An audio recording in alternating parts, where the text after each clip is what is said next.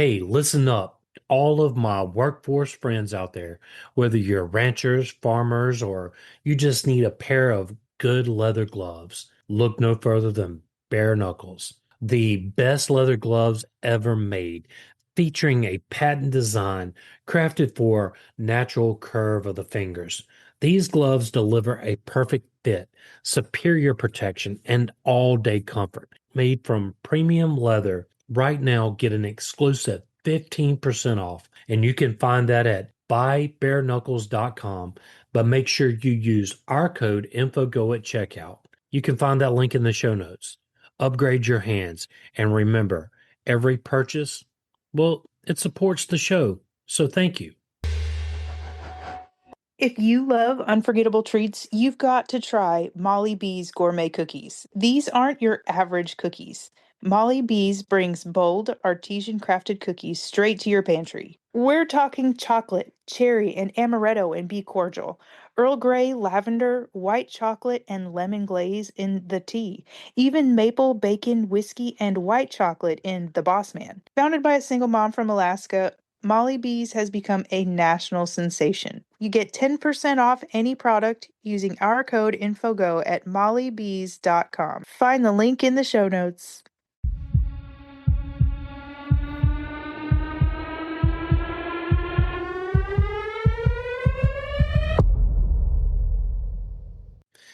Welcome to the podcast. I'm William, And I'm Kat, and that makes this Info on the Go. feeding your curiosity with every show. All right, Kat. So, what if I told you that urine was not just a byproduct? What would you say to that? What else is there? What if I told you that people once had to pay taxes on, well, urine? And what if I told you that the Roman laundry, well, it ran on urine, not the terrarium, just urine alone. Uh-huh. And medieval doctors used it to diagnose disease, and today scientists are turning it into fertilizer, medicine, and even building materials. Wait. Building materials? We're going to get into a lot of that, but yes, scientists are using it for building materials. I mean, I can see fertilizer, right? Maybe medicine. I know that it helps with like what jellyfish stings or some other stuff like that. Oh, we're going to get into that myth too, but Okay. Oh, all right. urine has always been a waste product, right? But now it's medicine, currency, chemical resource, and well, a scientific tool. So we're going to get into that human ingenuity and survival, and it's all revolving around, well, urine. You wanted to call it the PP tax? The, the PP I'm tax. sorry. My little 5-year-old self just stepped out. That's okay. Mine came out to join you just fine. I brought you into this wormhole with me, right? Yes. All right. So let's just jump right in and see what we got here. Picture the streets of ancient Rome. Crowded markets, stone roads, towering temples, and along certain corners, large public pots placed for a very specific purpose. These were urine collection vessels, and citizens relieved themselves into them, and workers collected the contents to settle local laundries known as Bolognae. So to modern ears, it sounds absurd, but to Romans, it was practical chemistry. You see, when urine sits, the compound urea breaks down into ammonia. Ammonia is alkaline, and alkaline substances are highly effective at breaking down grease and oils. In a world without synthetic detergents, ammonia was one of the best cleaning agents available. So inside the Falanike, workers called fullers, well, they stood in large vats filled with diluted, fermented urine. I could not have this job. I'm sorry. That's a dirty job. Micro would investigate. Micro, where you at? So they would stomp on piles of wool garments, much like crushing grapes for wine. So just imagine, the grapes are in these vats. They're stomping on the grapes, right? But instead, it's closed in urine. So the ammonia, well, it loosened dirt, dissolved body oils, and restored brightness to the fabrics. Afterwards, well, the garments were rinsed in clean water, stretched on frames, and brushed to soften the fibers. And the process was efficient enough that the Roman government recognized it for its, well, its economic value. And so during the reign of Vespasian, well, guess what? He placed a tax on urine. So when his son, Titus, reportedly objected the unpleasant nature of the tax, Vespasian held up a coin derived from the revenue and asked whether it smelled. When Titus said no, Vespasian replied, "Money does not stink." And the phrase has survived the fall of Rome. In later centuries, public urinals in parts of Europe, they were nicknamed after him. What others discarded, the Romans industrialized and taxed. It's an interesting way to get money. I mean, I guess I would agree, it's money does not stink. no. I mean, and do you know how much water I would drink to just sell my pee today? You would fill up those vats and take them to the laundries I yourself. would. I would. Yeah, I would. It would be like selling aluminum cans or glass bottles, right? Essentially. Yeah. Okay. Yeah, but hey, free's free. Yeah. In any case, uh, long before Rome organized urine collections, earlier civilizations were already putting it to work. In ancient Egypt and Mesopotamia, urine played a role in leather tanning. Fresh animal hides are tough and coated in fats. The ammonia produced by fermented urine helped loosen hair and soften the fibers before tanning. The process was unpleasant, but chemically effective. Urine was also used in textile dyeing. Many natural dyes bond better to fabric under alkaline conditions. So, fermented urine, well, it provided that alkaline environment, helping pigments adhere more permanently to the cloth. And so, without such a treatment, dyed fabrics would, well, they would fade quickly. So, what appeared to be a vibrant garment often depended on, well, controlled fermentation of urine. Medical texts from the ancient world also reference urine in wound treatment. Fresh urine is typically sterile when it leaves a healthy individual. In environments where clean water or antiseptics were limited, urine may have been used as a rinsing fluid. While not a cure all, it was accessible and, in some cases, safer than contaminated water sources. But one of the most remarkable uses appears in ancient Egyptian pregnancy testing. Medical papyri describe a method in which a woman would urinate on barley or wheat seeds over several days. If the seeds sprouted, she was considered pregnant. If neither sprouted, she was not. So the text even claimed that the type of grain that sprouted first predicted the sex of the baby. I think we need to dive a little deeper into that in a future episode somewhere. Absolutely. Anyway, So, for centuries, this was dismissed as superstition. However, 20th century experiments tested the method. Researchers found that seeds watered with urine from pregnant women were more likely to sprout than those watered with urine from non pregnant women. The likely explanation lies in elevated hormones, particularly estrogens, present in pregnancy urine, which can influence plant growth. The gender prediction aspect has no scientific support, but the basic pregnancy indicator showed measurable effects. hmm, that factoid. Factoid. I had heard about that once. I can't remember where. Think about it though. The ancient Egyptians, they were well far beyond their time in a For lot of sure. things. In a lot of things, I mean, we're still trying to unravel the mysteries of their architecture that they left behind. So, you know what I mean? I can only imagine what the civilization was like when they were around.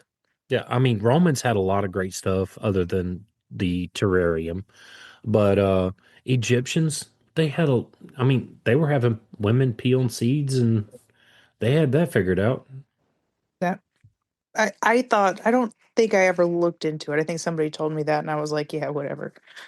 Yeah, I would have been dumbfounded. I would have been like, "There's no way." Some things about history you can tell me, and I'd be like, "Oh yeah, I need to dig into that." That would have been one of those. Yeah, no, I don't believe you. You, that's probably what it was, honestly. But, Uh, but in any case, Ancient civilizations, well, they did not understand ammonia, hormones, or molecular chemistry, but they observed patterns. They repeated what worked. They refined processes over generations. And to them, urine was not simply waste, it was a functional resource, one that could clean clothes, soften leather. Uh, it would be fixed to dyes. It treated wounds, and even hinted at a new life. So long before laboratories and textbooks, practical chemistry was happening in the streets, workshops, and homes of the ancient world. mm. So in medieval Europe, urine was not just a waste product. It was one of the most important diagnostic tools available to physicians. The practice was called uroscopy, the visual examination of urine to assess health.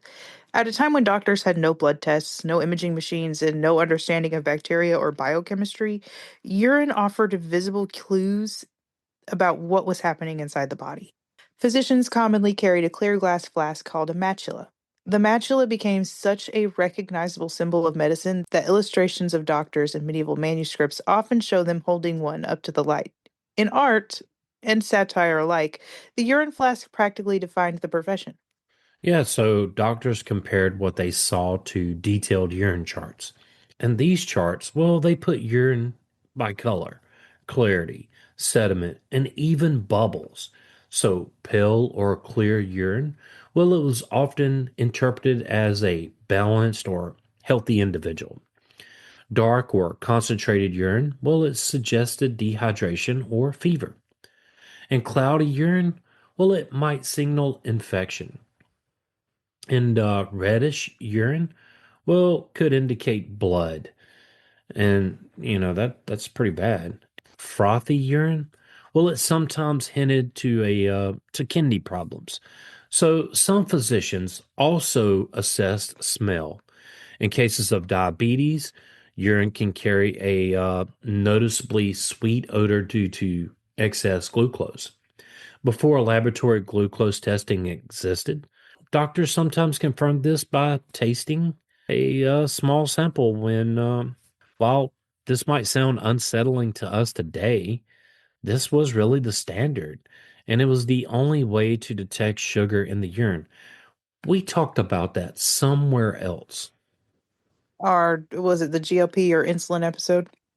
Yeah, I think it was GLP-1s. In well, do we do that one first and then insulin? I can't remember, but I just remember we talked about it. And but yeah, that was the only way they could really tell.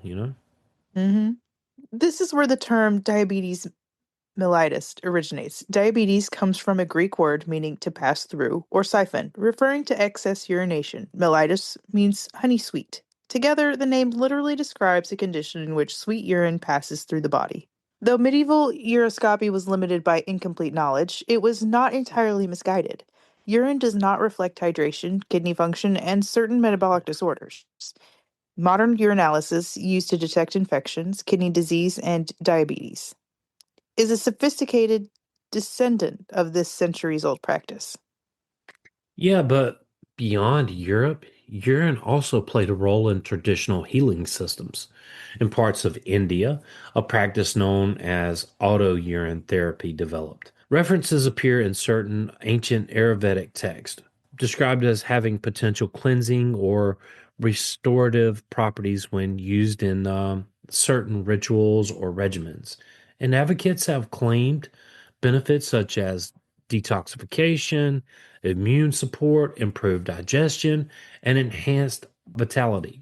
And these claims continue to circulate in some alternative health communities even today. From a scientific standpoint, there is no strong clinical evidence supporting most of these therapeutic claims.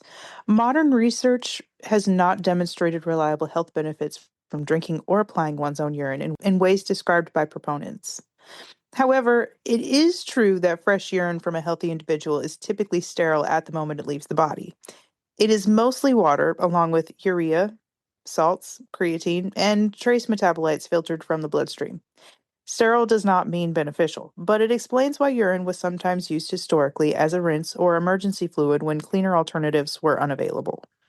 And in many cultures, urine existed as the boundary between taboo and tool. It was both impure and informative, rejected and relied upon.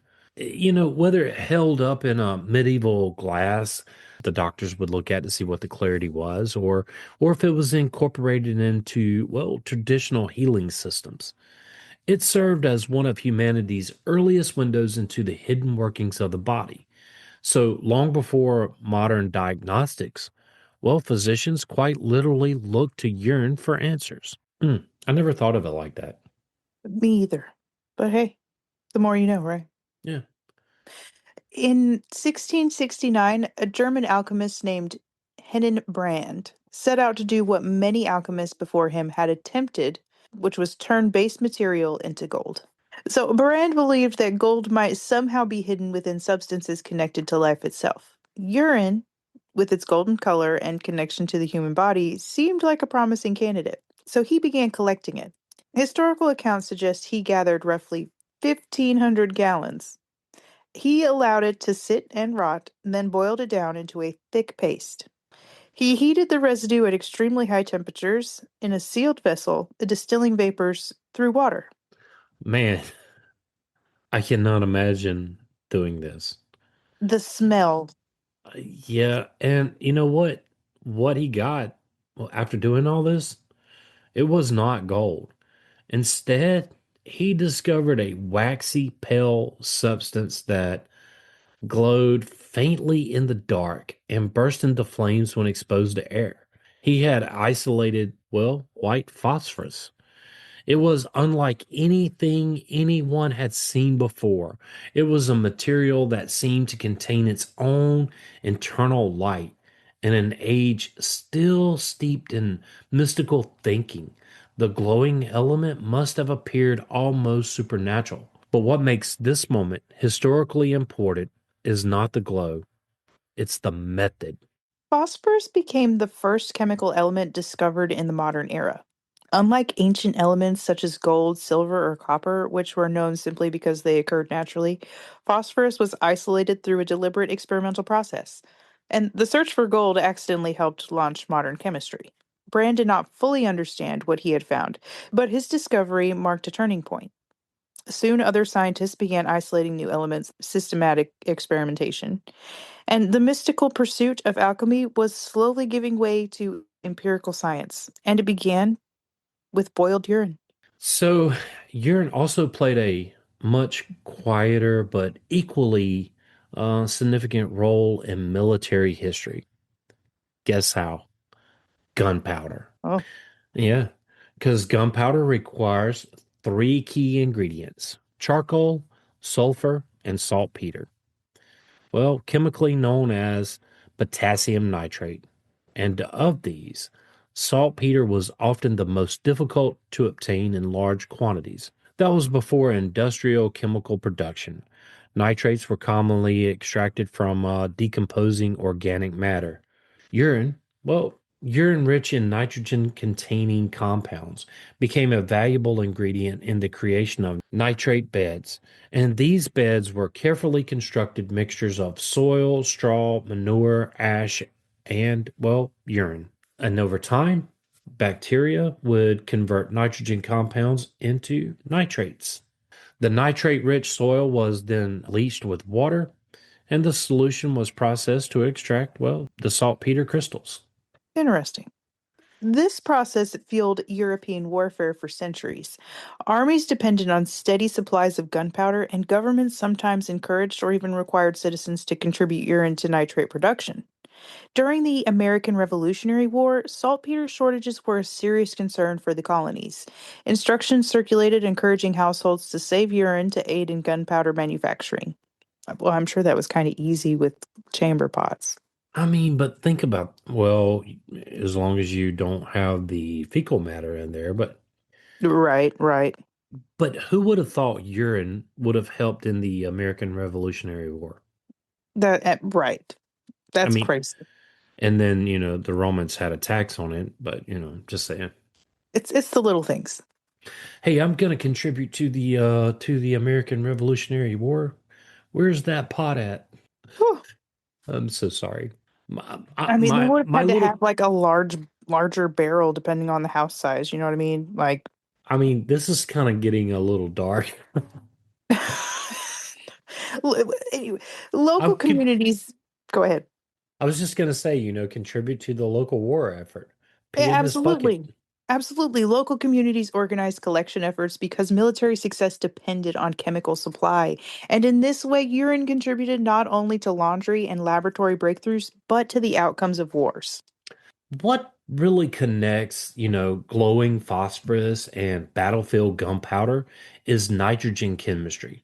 Long before scientists fully understood it, well, the transformation of urine into a luminous element marked the birth of, well, element discovery. So the bacterial conversion of urine into nitrates, well, it demonstrated an early practical use of chemical processes later explained by microbiology and biochemistry.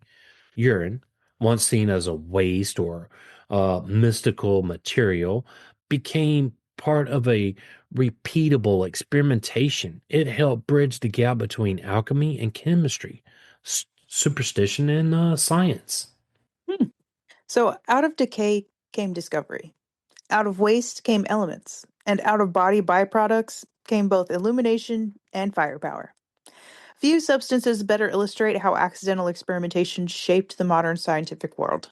Long before industrial fertilizer plants and chemical factories, farmers understood something simple. Nutrients removed from the soil must eventually be returned, and urine happens to contain the same three primary nutrients listed on modern fertilizer bags: nitrogen, phosphorus, and potassium. These are the essential building blocks of plant growth. Nitrogen supports leafy growth and chlorophyll production. Phosphorus aids root development and energy transfer within the plants. And potassium strengthens overall plant health and resilience. Yeah, so in fact, nitrogen, phosphorus, and potassium or NPK. These numbers are printed on commercial fertilizers today, and they represent these exact components, the same nutrients, well, naturally present in, well, human urine. And historically, urine was often applied directly to fields or compost heaps, farming practices where livestock manure was already used as fertilizer. Adding human waste products, well, it was part of a broader nutrient recycling system. So nothing was wasted because nothing could be. And with the rise of industrialization in the 19th and 20th centuries, synthetic fertilizers largely replaced traditional nutrient recycling. The invention of the Haber-Bosch process in the early 1900s allowed atmospheric nitrogen to be converted into ammonia on a massive scale, fueling modern agriculture. Crop yields increased dramatically, but at an environmental cost, including water pollution and heavy energy use. Today, some researchers and eco communities are revisiting older ideas with modern sanitation technology. Urine diverting toilets, which separate liquid waste from solid waste at the source, are used in sustainability projects to safely collect and process urine for agricultural use. Countries such as Sweden have conducted long term studies on using sanitized human urine as fertilizer for crops like barley and wheat. Projects in parts of Africa have also explored urine based fertilization to improve soil health in regions where commercial fertilizers are expensive or difficult to access.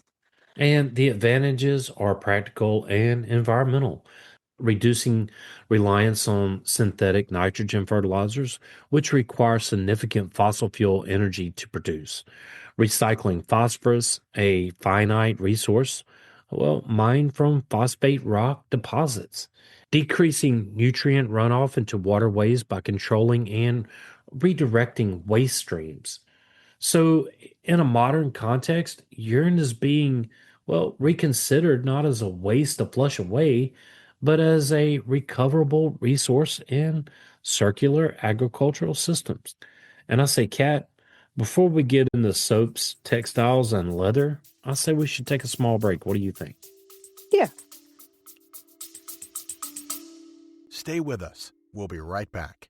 Meet Savoristo. They have premium craft decaf and half calf coffee with bold, rich flavor.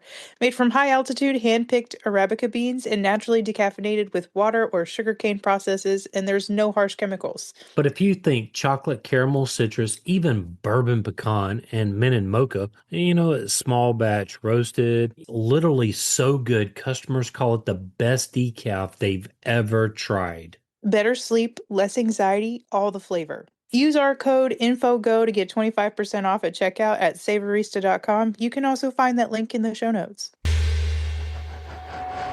Hey, William, do you love craft beer? Yes, I do. We If you're could, looking for the perfect gift for a beer lover or just want to show off your brewery pride, the Harpoon Shop has something you won't find anywhere else.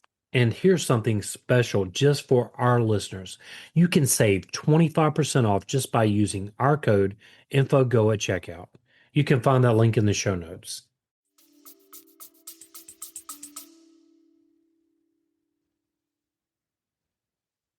So now that we're back, beyond farming, urine also played a role in early industrial processes. When urine ferments, bacteria convert urea into ammonia. This naturally produced ammonia served as a cleaning and processing agent long before industrial chemical synthesis made it cheap and widely available. In wool processing, fermented urine helped remove lanolin, the natural grease present in sheep's wool. Removing these oils was essential before spinning and dyeing. Without degreasing, fibers would resist water and dyes.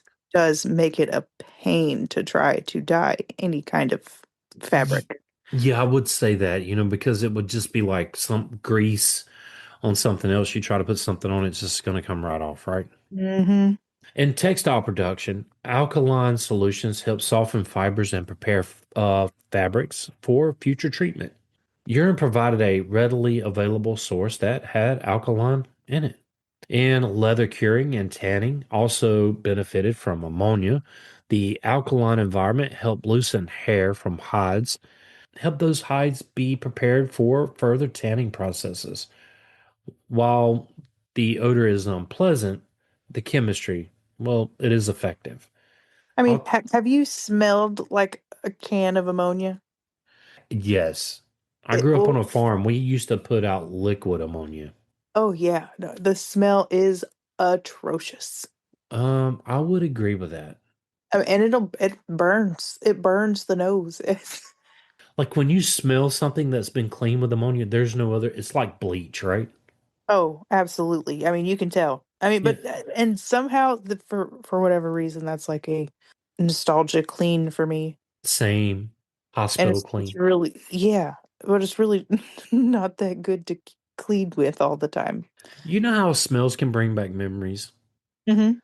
Every time I smell crayons, I think of first grade. I think of elementary school. Hmm. No, I think of long road trips.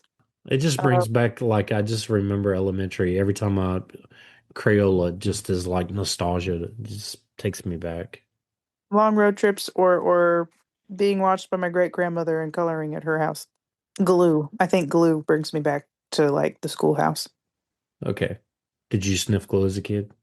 No, I did put it on my hands and like peel it off my hands. That was one of my favorite things to do. So these uses demonstrate a consistent theme across history. Fermentation transforms waste into something chemically useful. Long before the industrial production of ammonia and other alkalis, societies relied on biological processes to produce cleaning and processing agents. The same compound that helped ancient Romans clean togas continued to support textile, leather, and agricultural industries for centuries.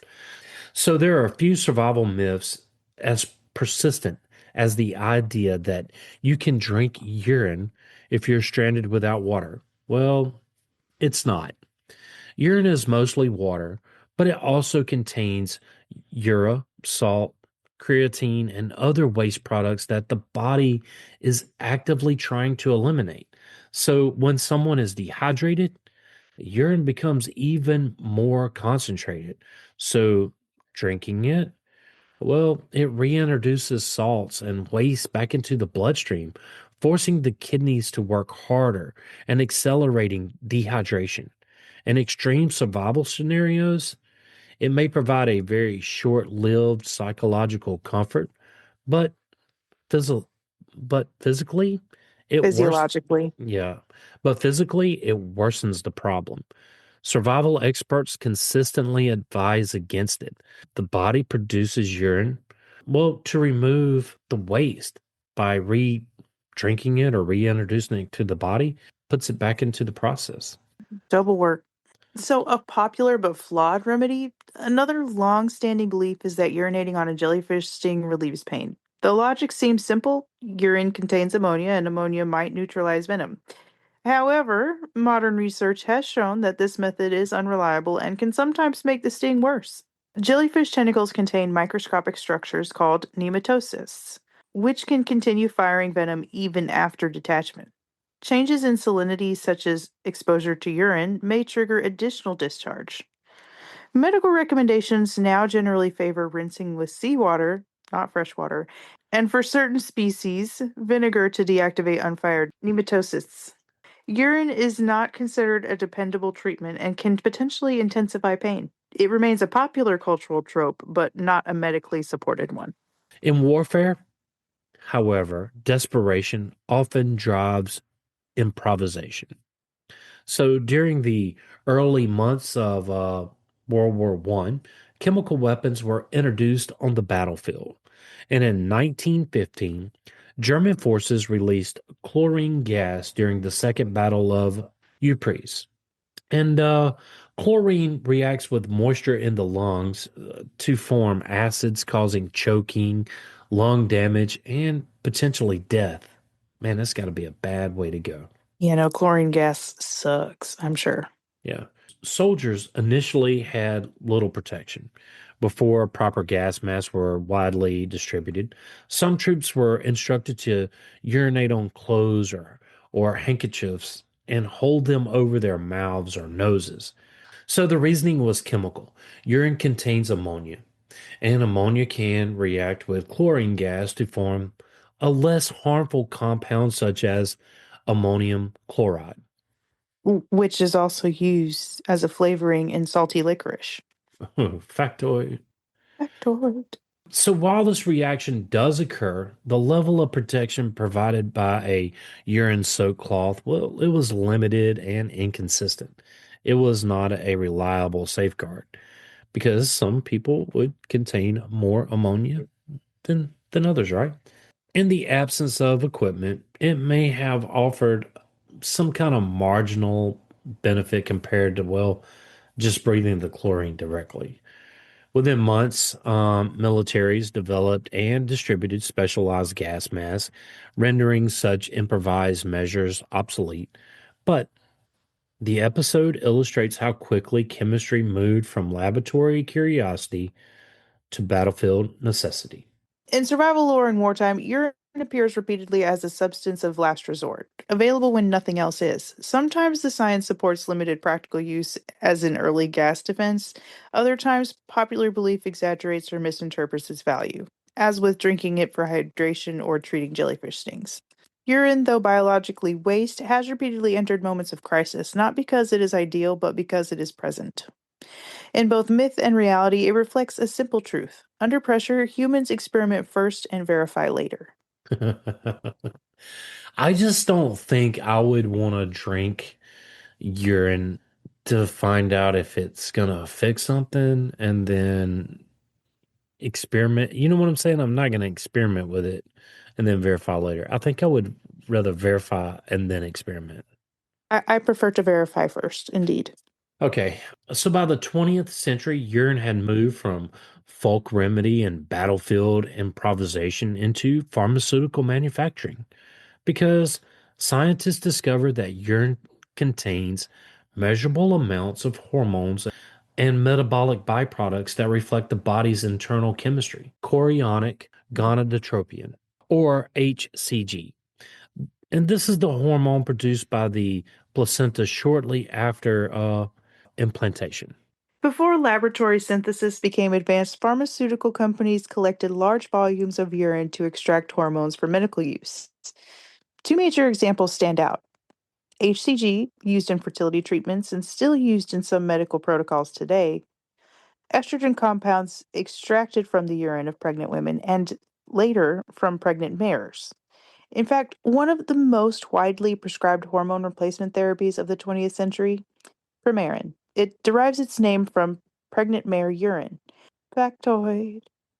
For decades, large scale facilities collected urine from pregnant horses to isolate estrogen compounds for menopausal therapy. Early fertility drugs were also developed from urine derived hormones before more precise biochemical manufacturing methods were available. Today, most hormone medications are produced using recombinant DNA technology. Scientists can insert human genes into bacteria or cell cultures, allowing these organisms to produce hormones in controlled laboratory environments. This method is more consistent, scalable, and ethically streamlined than large scale urine collection. Still, for much of the 20th century, modern reproduction medicine quite literally depended on collected urine. Factoid. Urine remains one of the most important diagnostic fluids in modern medicine. Urine analysis is standard in clinics and hospitals worldwide because it is non invasive, inexpensive, rapid, and informative. A simple urine sample can provide insight into multiple organ systems. Doctors use urinalysis to evaluate kidney function by detecting protein, creatine, or abnormal sediment. Urinary tract infections through the presence of bacteria, white blood cells, or nitrates, and diabetes by identifying glucose or ketones in urine. Drug screening by detecting metabolites of medications or controlled substances. And modern test strips contain chemical pads that change color in response to, well, certain substances. Automated analysis can further assess microscopic particles and chemical concentrations. In many ways, this is the scientific descendant of medieval uroscopy, but now grounded in biochemistry and laboratory precision rather than color charts and, well, guesswork. Urine continues to serve as a convenient diagnostic mirror into, well, the internal physiology. Beyond medicine, though, researchers are exploring new ways to harness urine as a sustainable resource.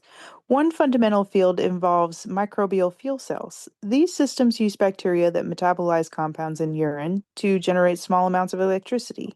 While not yet a large scale energy solution, pilot projects have demonstrated the ability to power lights or charge small devices using waste streams. That's very handy. Yeah, I would say so. You That's know, definitely a renewable resource right there. I would say it is a renewable resource. Scientists are also extracting urea, which is a nitrogen-rich compound for use in developing bioplastics and industrial resins.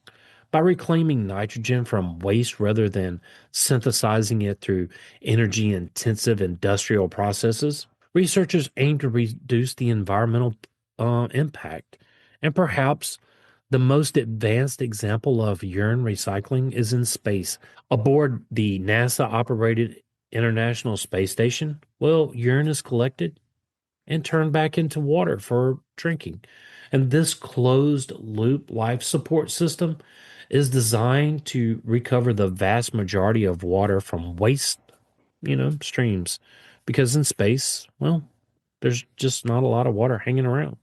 Yeah, no? Are you sure? In the vast vacuum out there? I'm sure you could collect some ice crystals I'm pretty sure. somehow. But We in any case, in many religious traditions, bodily fluids are associated with ritual and purity. In Judaism, purity laws described in the Torah treat certain bodily emissions as conditions requiring washing or temporary separation before participating in ritual life. And in Islam, urine is considered ritually impure and cleanliness after urination is required before prayer.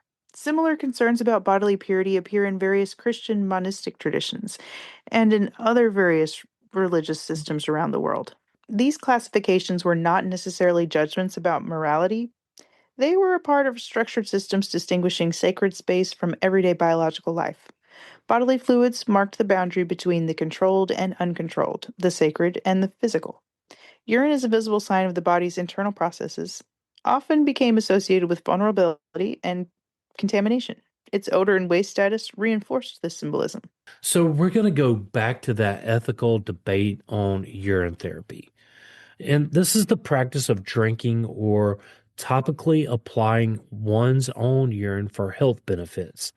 It has existed in various cultures for centuries. In modern times, it sits at the intersection of traditional belief, alternative medicine, personal autonomy, and scientific skepticism. So the ethical debate surrounding it, well, it's less about the fluid itself and more about evidence, safety, and, well, responsibility. Evidence versus belief. The central ethical question is scientific validity. Supporters of urine therapy often claim benefits such as immune system enhancement, detoxification, cancer treatment support, or chronic disease relief. However, modern clinical research has not demonstrated strong, consistent evidence supporting these claims. Ethical tension arises when anecdotal experiences are presented as medical proof, testimonials are used in place of controlled clinical trials, serious illnesses are treated with urine therapy instead of evidence based care. And in medical ethics, promoting treatments without reliable evidence can be considered misleading, especially if vulnerable individuals delay or avoid proven therapies. The issue is not whether individuals may choose unconventional practices. The ethical concern centers on how those practices are marketed, represented, and recommended to others. And then there's the other ethnical dimension that involves personal autonomy. Adults generally have the right to make decisions about their own bodies, even if those decisions conflict with mainstream medical advice. From this perspective, urine therapy falls under personal health freedom. However, problems arise when parents administer urine therapy to children in place of necessary medical treatment. Individuals with serious illnesses are persuaded to abandon conventional care. Influencers, well, they promote it as a cure all without medical qualifications. In public health, well, it really emphasizes balancing individual freedom with harm prevention.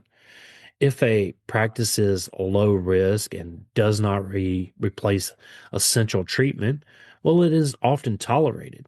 But when it interferes with critical care, ethnic concerns, well, they intensify. Fresh urine from a healthy individual is typically sterile at the moment of excretion. However, it contains waste products such as urea, excess salt, and metabolic byproducts filtered by the kidneys. Potential concerns include worsening dehydration if consumed repeatedly, introducing bacteria if stored improperly, delaying appropriate medical treatment for infections or metabolic disorders. The ethical issue is informed consent. Individuals should understand both the lack of strong evidence and the potential risks before choosing to engage in such practices. In some traditions, urine therapy is rooted in long-standing cultural or even spiritual systems. So dismissing it outright can be perceived as cultural insensitivity. Healthcare providers must balance respect for cultural practices with evidence based on standards of care. And this really often requires clear communication about scientific findings, respectful dialogue rather than ridicule, encouraging complementary approaches only when they do not replace necessary treatment.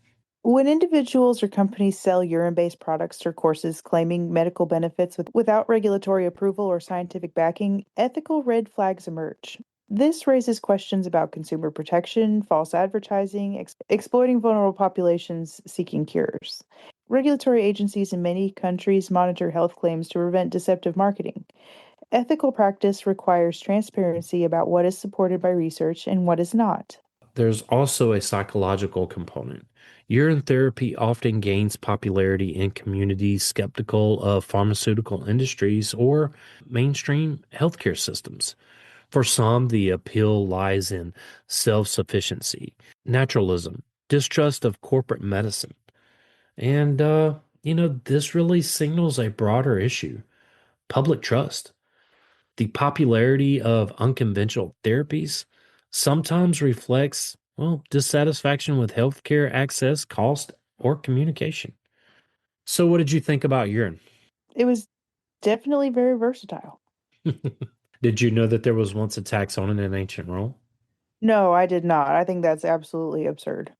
Well, I mean, they used it for laundries and, you know, That's true. But y I mean, I guess it's no different than taxing for sewer waste now. well, true, but because you got to get rid of it and you got to have somebody to collect those pots that are out in. I just don't know. I mean, the Romans had a different way of thinking about stuff. I mean, the terrarium, they just had a different way of thinking. But all the uses of urine and some of the things that we debunked in the episode, one really stands out to me. I did not know that urine, I knew that it was used in laundries, but I did not know that it was used to make dyes stay on clothes longer. I knew that, but only because I tie-dyed, and what I use now to open fibers is called soda ash. Okay. Uh, but that's looking into how to open fibers without having to buy this, and I was like ammonia, and I was like, yeah, I'm not handling pee, so I'm Well, just not.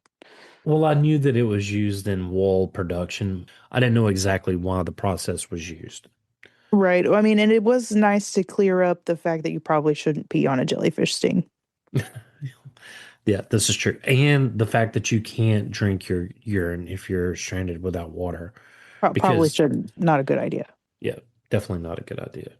I think, you could do it one time, but I wouldn't recommend any times. Right. Right. No Anyway, matter how thirsty you are. yeah, for sure. Well, anyway, if you would like to support this podcast, tell a friend and help get the word out. Hold on. I would rather drink a Pepsi than I would my own urine. Yeah, but I'd rather drink a Coke for sure. I for sure. If you would like to support this podcast, tell a friend and help get the word out. If you'd like to help us keep the show going, you can do so at Patreon. The link is in the show notes. Kat and I want to say thank you for listening. Yes, whether you're new here or been with us for a while, thank you. You can join the Facebook group at Info on the Go, Share with us your show ideas. or just simply ask us a question. You can follow us wherever you get your podcast. But send us a text using the link in the show notes or leave a review. And that review helps others find us. You can also email us at, Info on the Go podcast at gmail.com. and you can find that link in the show notes. Till next time, Coke. Pepsi.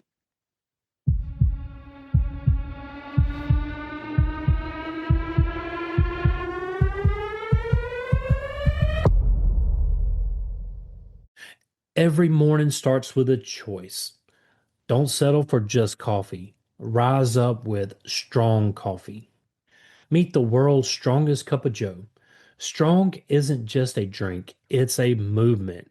And strong stands for striving to reach our natural greatness.